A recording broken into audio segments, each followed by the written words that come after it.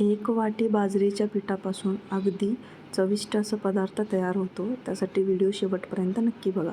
Hello everyone, welcome back to our new vlog. एक वाटी बाजरीचं पीठ घेतलं आहे, त्यामध्ये मीठ, तिखट, हळद आणि थोडंसं गरम मसाला ॲड केलं आहे. ह्याच्या जागी तुम्ही लाल तिखटच्या जागी लसूण आणि मिरची ह्याचा ठेचा ॲड करू शकता.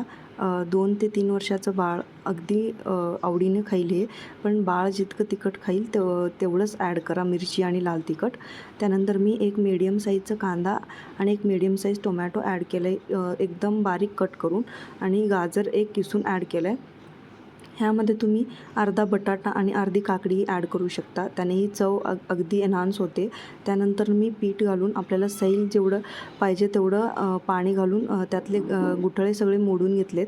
व्यवस्थित एकजीव करायचं त्याला, आणि अर्धा चमचा मीठ ॲड केलं आहे, जेणेकरून पाणी ॲड केल्यानंतर परत आपण थोडंसं टेस्ट करून त्यात मीठ ॲड करायचं. त्यानंतर मी तवा प्रीहीट करायला ठेवलं होतं, त्यावर थोडंसं तेल ॲड करून थोडंसं तेल सगळीकडं लावून घेतलं आहे, आणि त्यानंतर मी असा चिला त्यावर घातलं आहे आणि चमच्याने पसरून घ्यायचं, आणि त्यानंतर त्याला दोन्ही साईडनं असं भाजून घ्यायचं. बघू शकता तुम्ही, तुटतही नाही आणि अगदी व्यवस्थित खरपूस असा भाजून तयार झाला आहे. कडकही होत नाही, अगदी मऊ तयार होतो.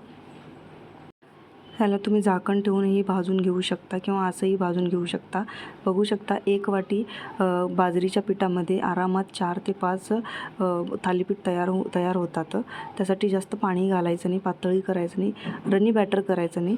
व्यवस्थित जेवढी कन्सिस्टन्सी पाहिजे तेवढी कन्सिस्टन्सी ठेवायची. त्याला चमच्याने व्यवस्थित गुठळ्या फोडून घ्यायच्यात, आणि बघू शकता तुम्ही किती खरपूस असे थालीपीठ तयार झाले आहेत. ह्याला तुम्ही दह्यासोबत किंवा केचपसोबतही सर्व करू शकता. असेच छान छान आणि शॉर्ट्स रेसिपीचे व्हिडिओ बघण्याकरिता सबस्क्राईब आणि फॉलो करा. Thank you for watching.